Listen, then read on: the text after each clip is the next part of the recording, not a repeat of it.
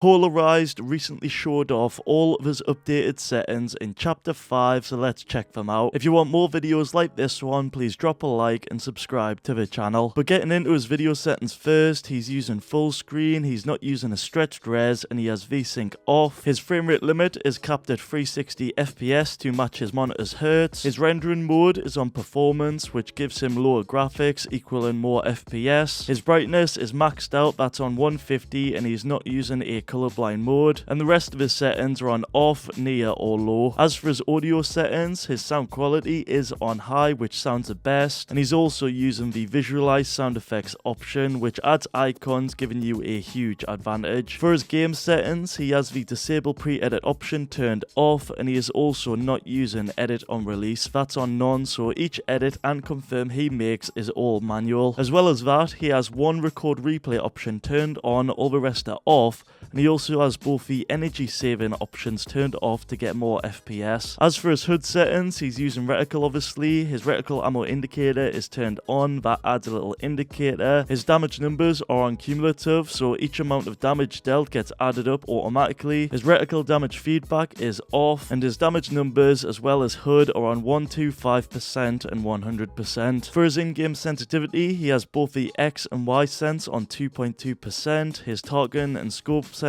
are both on 30%, and both his building and editing sensitivities are on 100%. By the way, all of these are supposedly on 600 DPI as well as 2000 Hz. However, I know on his gameplay it does seem like it's a lot higher, but that's apparently what it is. And as well as that, I'm pretty sure he is using the default Windows Sense along with having mouse acceleration disabled. And for his movement, that's another thing. I've seen that apparently he is not using the custom diagonal controls in game, like apparently it's disabled. However, I do believe he is using double movement, or it looks like he is. I'm just not sure what the exact numbers are. Next up, we've got his keybinds, with the movement looking pretty default, apart from having an alternative key as scroll wheel on jump, as well as sprint on left alt and auto run on B. As for his use key, that's on E, reload is on R, harvesting tool is on Q, slot 1 is on 1, slot 2 is on C, slot 3 is on X, slot 4 is on 2, and then slot 5 is on 3. Then we've got his wall on mouse button 5, his floor on left shift, his stairs on mouse button 4, his roof on V, his trap on 4, his repair on H, his rotate on R, and then his build and edit on F with mouse wheel reset on scroll down. Moving on, we've got his setup. Now this is the most recent picture I could find of his setup from the Elite channel, and as you can see, that consists of a Logitech Pro X Superlight 2, a Pulsar gaming sleeve that helps make your aim more consistent, a Jupiter Black Triple XL mousepad, a SteelSeries Apex Pro Mini, I believe in the wireless version, as well as a Acer Nitro 360Hz gaming monitor. Oh, he's also got the HyperX Cloud Revolver S gaming headset with a mesh gaming chair. And for his PC specs, I don't know exactly what these are, but I can assume they're the best ones out there. So you're looking at the Intel Core i9-14900K, probably the best CPU for gaming, an Nvidia RTX 4090, probably the best GPU right now, along with a high-end motherboard and very high-end RAM too. Moving on, here are some additional settings you should be using to increase your FPS and lower your ping. So starting off in the Epic Games launcher, you want to head to the top right into the settings, then scroll down to where it says desktop notifications and simply disable show free games and show news and special offers, as these can cause FPS stutters when they're pushed out, so it's best to disable both of them. After that, you can scroll down slightly and open up Fortnite. You can tick the additional command line box and you can put in these 3 different commands if you'd like, although I have heard that they don't actually do anything this season, but I like to just try them anyway. Next, in the library where you see Fortnite, click on it and then go into the options, and inside here you want to uncheck high-res textures for a slight FPS boost. You want to uncheck DirectX 12 shaders, as we're going to use performance mode, and I also recommend using the pre-downloaded stream assets, as this can help you big time with ping. You can also go into the Epic Games launcher folder on Windows inside that engine file right there and actually paste in this command that I'll have in the description below. And what this does is it increases your download speeds on the Epic Games launcher, so you'll download game updates way faster than before. Next, on your desktop, press Windows key and R, then type in %sign local app data, then you want to press F, scroll down until you find Fortnite game, and this right here is what we're going to be resetting.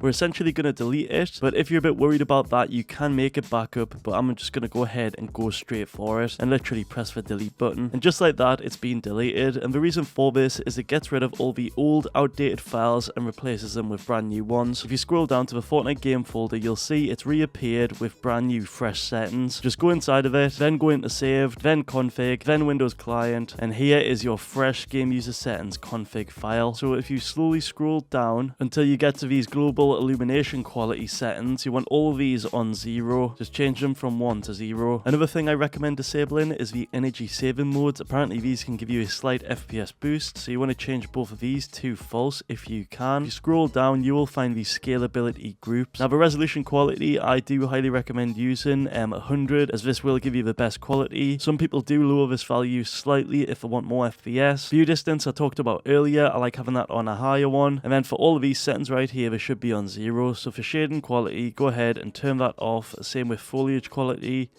And then you want landscape quality off too. I believe that's a new setting. But all of these off or on 0 should give you more FPS. After, don't forget to click File and then Save. Oh, as well, inside the Epic Games Launcher, I also like to verify the files to make sure these are all good for the brand new chapter. Next, we've got the best Windows settings. Inside the control panel under the privacy setting, you want to uncheck all 4 of these right here. Then if you go into the background applications, you want to simply uncheck all these and stop them from running in the background. After that, in the advanced system settings, go under performance, then under visual effects you want to adjust for best performance and then tick these essential settings on screen. After that, I like to go into the device manager under high precision event timer, and some people say that if you disable this it can boost your FPS. It's something you should try, and if not, just re-enable it. I also like to go into the run box and type in temp. I then like to select all of these and simply delete them. I do this again with %, temp, %, and yet again with prefetch. Also, while the game is running, I press Ctrl Alt Delete, go into the task manager, and then find Fortnite, right click on it, go to details, then right click on the top exe, set the priority from the default normal to high. Oh, if you go into gaming too, specifically under the game bar, you want to ensure that that is turned off, as it can give you micro stutters. As well, in the search, if you type in power plan, click edit power plan, then change advanced settings, you'll notice by default it's on a normal power plan. Instead, you want to change that to high performance, which as you can imagine will make it perform at a higher level. Next, we've got the best Nvidia settings. Now straight away, I recommend using the latest driver. It's something Epic Games themselves recommend. Alternatively, you can use an older driver like any of these legendary ones on screen. After that though, if you go inside your Nvidia control panel, then click use advanced 3D image settings, then simply use all of these that have been optimized on screen in this video right here. Next, we've got the best network settings. Straight away, you want to update your network drivers to make sure these are the latest ones available. Then want to go into your network settings and basically set them up like I've got on screen. These are essentially the best network settings you can use. Just make sure to copy one for one what I'm using on screen right now. After that, you can use the lowest ping DNS server, which Epic Games themselves recommend. Just go into your network settings as shown on screen. Then in the DNS section where you put the address, you can put in a custom one. And to find out which one is the best one for you, you can use DNS benchmark, or you can type in this command on screen inside the CMD. But that right there has been all of his updated settings in Chapter 5. Before you go, feel free to check out any of my other videos on screen, and thank you very much for watching.